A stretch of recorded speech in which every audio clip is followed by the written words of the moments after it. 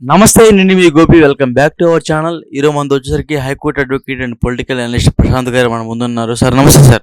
వస్తే గోపి గారు సార్ మనం చూసాము లాస్ట్ టైం రేవంత్ రెడ్డి గారు అరెస్ట్ అయితే చేశారు ఓటుకి నోటు కేసులో. అదేవిధంగా ఈసారి వీళ్ళ గవర్నమెంట్ ఫామ్ అయిన తర్వాత కూడా ఈసారి అలా అరెస్ట్ అవుతారని కొన్ని ఆరోపణలు అయితే వస్తున్నాయి, వ్యాఖ్యలు అయితే చాలామంది చేస్తున్నారు.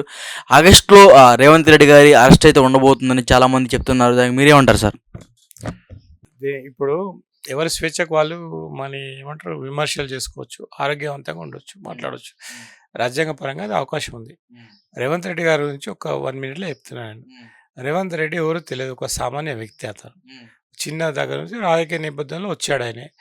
ఆయన ఎంట్రీ కొట్టుడుతోనే సమస్యలతోనే ముందుకెళ్ళాడు. ఆయన మామూలుగా ఒక జెడ్పీటీసీ స్థాయి నుండి ఆయన షార్ట్ స్పాన్ ఆఫ్ టైంలో సీఎం అయ్యాడు. ఓకేనండి, ఇది చాలా అంటే సీఎం అంటే సింపుల్గా కాలేదు కదండి. చాలా ఇప్పుడు we are living in a modern age.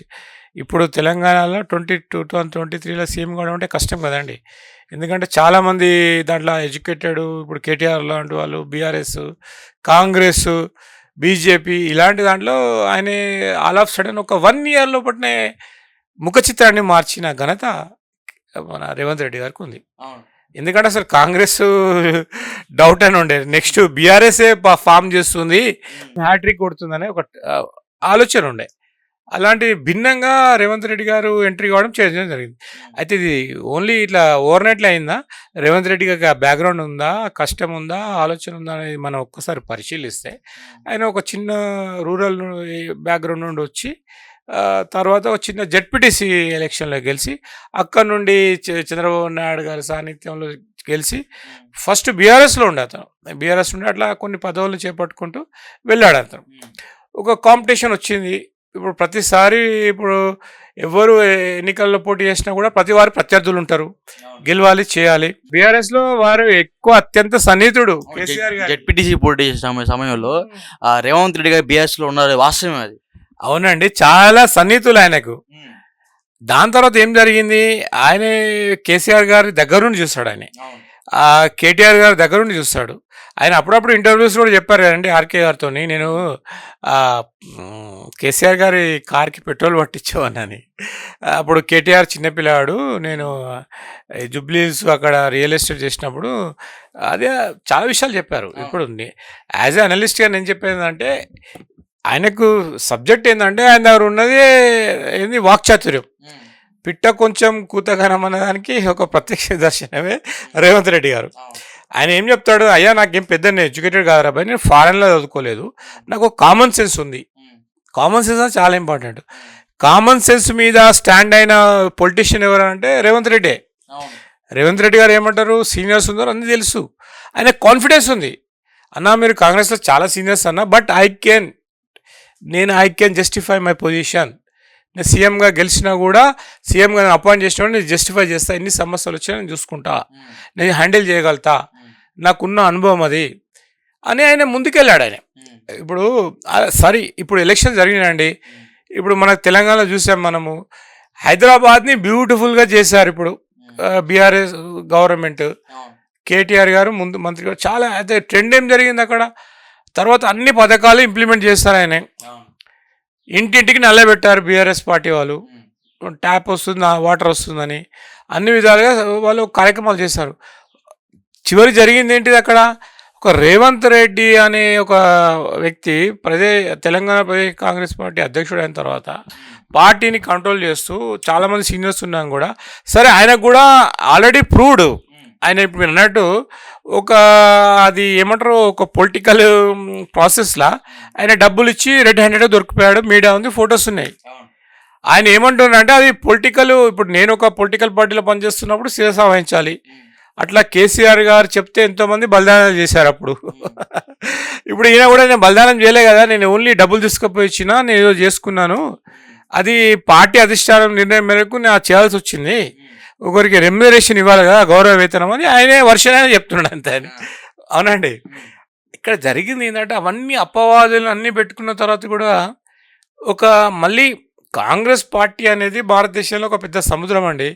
దాంట్లో అతిరథ మహారథులు, మేధావులు చాలామంది ఉన్నారు. ఆయన ఇక్కడ అవసరం ఏమొచ్చింది? సోనియా గాంధీ గారు, రాహుల్ గాంధీ గారు చాలామంది వచ్చిర్రు. ఈవెన్ ప్రియాంక గాంధీ గారు కూడా వచ్చిర్రు. ఈయన మాట్లాడగలుగుతాడు. ఈయన ఎక్కడ పోయినా అన్నీ మర్చిపోయి, గతాన్ని మర్చిపోయి ఒక కొత్త స్టూడెంట్ లాగా ఫ్రెష్గా స్టేజ్ మీద ఎక్కాడంటే ఆయన సబ్జెక్టు మాట్లాడేసి స్టేజ్ దిగిపోతాడు. చెప్పగలుగుతాడు. 100%, 100/100 మార్క్స్ తీసుకుంటాడు. పబ్లిక్ లా అనేది సోనియా అధిష్టానానికి చాలామందికి వేరే రాష్ట్రాల ప్రజలకి ఇచ్చారు. అంటే ఆల్రెడీ ఎగ్జిస్టింగ్ లీడర్స్కి లేదని కాదు, కానీ ఇప్పుడు రేవంత్ రెడ్డి గారు చేయగలుగుతారంటే ఆయన ప్రయోగాత్మకంగా పంపించారు. ఆయన ప్రతి ప్రచార సభలలో తీసుకోండి, మనకు తెలంగాణలో ప్రతి అసెంబ్లీ నియోజకవర్గంలో ఆయన చేయడం ఏంటి? ఫస్ట్ అపోజిషన్ పార్టీని తొక్కేయడము మాటలలో. ఇంకా టెక్నికల్ పాయింట్ ఏంటంటే అక్కడ ఉన్న స్థానిక ఎమ్మెల్యే, సిట్టింగ్ ఎమ్మెల్యే తొక్కేయడము, మళ్ళీ ఇప్పుడు కంటెస్టెడ్ ఎమ్మెల్యే లేపడము, ఇవన్నీ ఫార్ములాలా జరిగిపోయినాయి. అది పబ్లిక్కి వెళ్ళిపోయింది. యాంటీ ఇన్కంబెన్స్ ఉంది కాబట్టి మన రేవంత్ రెడ్డి గారి స్పీచ్ దానికి మ్యాచ్ అయిపోయింది. ఓకేనా? బాల్ టు బాల్ 6 కొట్టారు, రిజల్ట్ వచ్చింది. నాలాంటి అనలిస్ట్లే నేను అనుకున్నాను ఏదో ఒక 5-10 సీట్స్లో బీఆర్ఎస్ బయటపడతా అనుకున్నాను నేను. మైండ్ బ్లోయింగ్ రిజల్ట్ వచ్చింది. మళ్ళీ రేవంత్ రెడ్డి గారు పరిపాలన స్టార్ట్ చేశారు. సరే, యాంటీ ఇన్కంబెన్సీని ఇప్పుడు ఆయనకి నెక్స్ట్ ఛాలెంజ్ ఏంటంటే ఇప్పుడు దేశవ్యాప్తంగా మోడీ గారి ప్రపంచం జరుగుతుందండి, మంత్రం జరుగుతుంది. దాన్ని కూడా ఏమన్నా రేవంత్ రెడ్డి సాధించగలుగుతాడా అనే ఒక ప్రయోగాత్మకంగా చెప్పారు రేవంత్ రెడ్డి విషయంలో. రేవంత్ రెడ్డి అప్పట్లో చంద్రబాబు గారి ఒక అనుచరుడు అని చెప్పారు. అదేవిధంగా చంద్రబాబు గారు రైట్ హ్యాండ్ అని చెప్పారు. ఇప్పుడు తెలంగాణలో కాంగ్రెస్ గవర్నమెంట్, అదేవిధంగా ఆంధ్రాలో టీడీపీ గవర్నమెంట్ వచ్చే అవకాశాలు ఉన్నాయి. ఇప్పుడు చంద్రబాబు గవర్నమెంట్లో ఎవరైతే ఇప్పుడు ప్రస్తుతం సీఎం ఉన్నారో అప్పుడు ఒక ఎమ్మెల్యే, ఆ ఎమ్మెల్యే ఇప్పుడు తెలంగాణకు సీఎం అయ్యాడు. ఇప్పుడు వాళ్ళిద్దరి మధ్య కాంబినేషన్ బాగుంటుంది. సో ఇటు పక్క వర్కౌట్ అయినట్టుగా ఏపీలో కూడా వర్కౌట్ అవుతుందా? సార్, ఇప్పుడు మన భారతదేశంలో నేను మీకు చెప్తున్నాను, టెక్నికల్ పాయింట్ ఏంటంటే మల్టీ పార్టీ సిస్టమ్ ఉంది సార్. ఎవరైనా ఎక్కడైనా పార్టీకి దానికి ఏం చట్టపరంగా నియమ నిబంధనలు లేవు. ఇప్పుడు రేవంత్ రెడ్డి అంటాడు అందరి వాడు అయిపోయాడు. బీజేపీ వాడు అయిపోయాడు, టీడీపీ వాడు అయిపోయాడు, కాంగ్రెస్ వాడు అయిపోయాడు. కాంగ్రెస్ వాడు అయిపోయాడు అంటే ఆయనకు ఏంటంటే ఒక సంబంధం ఉంది. ఇప్పుడు ఏంటి అన్నట్టు ఇంటి వాడు అయిపోయాడు. కాంగ్రెస్ ఇంటికి గురించి చేస్తాడు కదా. సంబంధాలు ఉండొచ్చండి, చంద్రబాబు నాయుడుతో ఉండొచ్చు, బీజేపీతో ఉండొచ్చు, ఆయన ఆర్ఎస్ఎస్ కార్యకర్త అంటారు, ఆయన అన్నీ అంటారు. ఆయన ధర్మం ఆయన పాటిస్తున్నారు లేదా? రేవంత్ రెడ్డి గారిని అడగండి. ఇప్పుడు నేను ప్రశాంత్ కుమార్ అడ్వకేట్ చెప్పేది ఆయన ధర్మం ఆయన పాటిస్తారు. ఇప్పుడు నేను కూడా నా రూలు నాకున్న స్కోప్లో నా ధర్మాన్ని నేను పాటిస్తేనే నేను సర్వైవ్ అవుతా. ఆయన ఒక పార్టీకి సంబంధించి ఆయన ప్రయత్నం చేస్తున్నాడు కాబట్టి కాంగ్రెస్ పార్టీకి కట్టుబడి కాంగ్రెస్ పార్టీని ఎలా అధికారం చేయాలని ప్రయత్నం చేస్తాడు. అందరూ ఏంటంటే తెలుసు మాకు నీ చరిత్ర, నీ లైఫ్ ఏందో తెలుసు రాబాయ్ అంటే మన తెలంగాణ, నీ బతికేందో తెలుసు రాబాయ్, నువ్వు అక్కడ తిరిగినావు ఇక్కడ తిరిగినావు అంటే కరెక్టే రాబాయ్. నేను ఇప్పుడు ఏ పార్టీలో ఉన్నా, నేను కాంగ్రెస్ పార్టీలో ఉన్నా. నేను వచ్చిన కాంగ్రెస్ పార్టీలో మన కేసీఆర్ గారు లాంటి ఆయనను మట్టి కరిపించి నేను అధికారం చేపట్టిన. నెక్స్ట్ నాకు మోడీ గారితో కొట్లాడమంటారు. మోడీ గారితో కొట్లాడడానికి నేను ధైర్యంగా పోతున్నా, నేను ప్రయత్నం చేస్తా, నేను ఫైట్ చేస్తా. రిజల్ట్ అనేది ప్రజలు ఇవ్వాలి. నేను వెనకడుగేస్తలేను, నాకు అవసరం లేదు, నేను ప్రజలకు ఉపయోగపడి పనిచేస్తానని రేవంత్ రెడ్డి గారు చెప్తున్నారు. సో ఫైనల్గా సార్ ఒకటే మాట, ఆగస్టులో రేవంత్ రెడ్డి గారికి శిక్ష పడే అవకాశం ఉందా లేదా ఓటుకు నోటు కేసులో? నేను గోపి గారు ఇదే విషయంలో చెప్పాను. నేను రేవంత్ రెడ్డి గారు కానివ్వండి, మీరు కవిత విషయంలో ఇదే అడిగారు. శిక్ష పడే అవకాశం ఒకటే, వాళ్ళు ఓన్లీ ఎకనామిక్ ఆఫెన్సెస్, ఆర్థిక నేరాలు చేసారు. యాంటీ టెర్రరిస్టు, వేరే దేశానికి, మన దేశ భద్రతకు, దేశ సమైక్యతకు, దేశ విధానాలకు వ్యతిరేకంగా విదేశీయులతోని టెర్రరిస్ట్తోని కుమ్ముకాయ కొన్ని జరిగినాయి అక్కడ. అలాంటి క్రైమ్లో వాళ్ళు ఇన్వాల్వ్ అయితే నేను చెప్పగలుగుతా. ఇది ఆర్థిక నేరాలని అన్ప్రూవ్డ్, ఏదో అలిగేషన్ జరుగుతున్నాయి, ఇట్ కెన్ బి బ్యాలెన్స్డ్ జరుగుతున్నాయి. అదే ఇప్పుడు చిదంబరం అంత పెద్ద స్కామ్లో ఉన్నారు, ఆయనదే ఇంకా శిక్ష ఖరారు కాలేదు. వీళ్ళ గురించి నేను చెప్పమంటే ప్రశాంత్ కుమార్ అడ్వకేట్ అంటే చాలా చిన్నోడు, నాకంటే భారతదేశంలో తెలంగాణ చాలా సీనియర్ అడ్వకేట్లు ఉన్నారు. కానీ ఒకటి చెప్పేది ఒకటి ఏంటంటే, these economic offences cannot be, trial అనేది అంతా కెనాట్ బి ప్రూవ్డ్. ఇక్కడ ఛాన్సెస్ ఉన్నాయి కానీ స్ట్రింజెంట్ ప్రాసిక్యూషన్ ట్రయల్ జరుగుతుంది అక్కడ. ఇప్పుడు కవిత గారికి బెయిల్ దొరకకపోతే ఆమె మీద అన్నీ ప్రూవ్ అవుతున్నాయి స్టెప్ బై స్టెప్. ఇప్పుడు రేవంత్ రెడ్డి గారు ఒక దొంగ నోట తీసుకువెళ్ళి చెప్పాడు. నేను కూడా చూస్తాను వీడియోలో, చాలామంది నాలాంటి తెలంగాణ ఉన్నది చాలామంది చూస్తారు అక్కడ. ఆయన సీఎం అయ్యారు గారా, మళ్ళీ జరిపిస్తున్నాడు 100 రోజులు 3 నెలల పరిపాలన చేస్తున్నాం. మనం ఏం చేస్తాం చెప్పండి? చాలామంది ఎవరి బాధ్యతలు వాళ్ళు నిర్వహిస్తారు. ఆయన ఏమంటారు అంటే, అన్న నా పార్ట్ ఆఫ్ డ్యూటీ అన్న అధిష్టానం నాకు చెప్పింది, నేను పర్ఫామ్ చేసిన, నా సొంత పైసలు కాదు ఏం కాదు నేను చేసిన, ఆయన ఎక్స్ప్లెనేషన్ ఆయన ఇచ్చుకున్నాండి కోర్టులో. ఇదే జరుగుతుంది రేపు.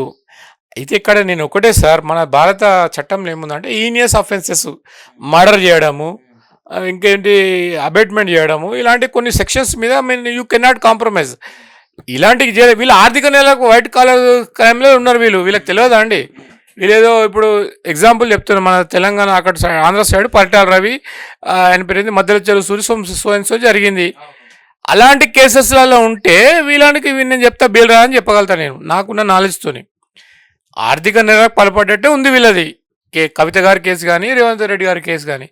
దీనిలో ఏంటంటే ఒకవేళ స్ట్రింజెంట్ ఒకవేళ చట్టం మారుతుంది. ఇప్పుడు మా గౌరవ చంద్రచూడ్ గారు సుప్రీంకోర్టు జడ్జి గారు ఏం చెప్తారంటే, ఇలాంటి వాటి మీద సీరియస్ యాక్షన్ తీసుకోవాలంటే అలాంటి ఒక సుప్రీంకోర్టు డైరెక్షన్స్ ఉంటే లోయర్ కోర్ట్స్ ఫాలో అవుతాయి, హైకోర్టు ఫాలో అవుతుంది, దాంట్లో ప్రశాంత్ అడ్వకేట్ కూడా ఫాలో అవుతాడు. దీంట్లో ఏం చెప్పలేం సార్. రేవంత్ రెడ్డి గారు ఆయన స్టడీలో ఆయన పోతున్నాడు, అయ్యా నేను ఏం చేయలేదు అధిష్టానం చెప్పినారంటారు. ఇప్పుడు ఎవరైనా కూడా ఈ పార్టీలో ఉంటే ఒక అధిష్టానం చెప్తే నీకు బాధ్యత చెప్తా, కొన్ని నియోజకవర్గం ఇన్ఛార్జ్గా పని చేయి, దాంట్లో కొన్ని జరుగుతాయి, కొన్ని డబ్బులు తీసుకో, ఖర్చు పెట్టు, కార్యకర్తలకు భోజనాలు పెట్టి అంటారు. ఆయన కూడా ఆయన ఎక్స్ప్లెనేషన్ ఇచ్చుకుంటూ నేను భోజనాలు పెడదామని తీసుకుపోయినా సార్, నాకు తర్వాత పట్టుకుని చెప్తారు ఆయన. అది ప్రూవ్ కావాలి అంతే అండి. ఏమేదైనంట ఒక ఒక ఒక ట్రెండ్లో మోదీ మంత్రంలో, కేసీఆర్ మంత్రంలో తెలంగాణలో బండి సంజయ్ గారు చెప్పాడు, ఆయన కూడా అభినందించారు, చాలామంది అభినందించారు. కానీ మన బ్రదర్ రేవంత్ రెడ్డికి నేను ప్రశాంత్ కుమార్ అడ్వకేట్ నేను చెప్పేది ఏంటంటే, బ్రదర్ నువ్వు నేర్చుకో, ఇంకా కొన్ని తెలుసుకో, నాకు అన్నీ తెలుసు అనుకోకుండా నువ్వు మంచిగా 2 అడుగులు వెనక్కి సింహంలాగా చదువుకొని మళ్ళా కొత్త సృష్టించు, మళ్ళీ పరిపాలించు, మంచిగా విధానాలు తీసుకురా. ఇప్పుడు నీ సొంత జ్ఞానాన్ని తెలంగాణకు సంబంధించిన ఎట్లా చేయాలి, ఏం చేయాలి, కేసీఆర్ చేసిన తప్పులు నువ్వు చేయకుండా నువ్వు చేతనైన సాయం చేసి కనీసం పప్పనమన్న తెలంగాణ ప్రజలకు పెట్టే ప్రయత్నాలు చేసి నీకు నువ్వు ప్రూవ్ చేసుకో తెలంగాణ బిడ్డవని. అది నేను ఒక బ్రదర్ లాగా నీకు సలహా ఇస్తున్నా రేవంత్ భాయ్. Thank you. జై Telangana. Okay, thank you sir.